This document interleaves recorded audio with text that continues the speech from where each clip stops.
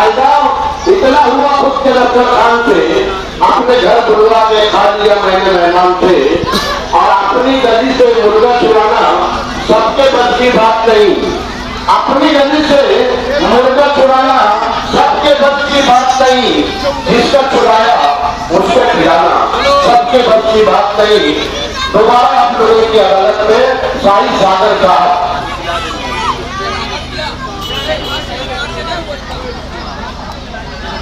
आज की इस मीटिंग में सदर खलील खान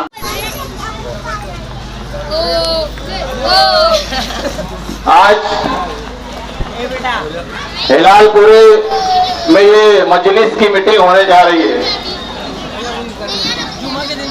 कि लवे दियों की हवा में उछालते रहना, गुलों के रंग पे तेजाब डालते रहना, लवे दियों की हवा में उछालते रहना, गुलों के रंग पे तेजाब डालते रहना।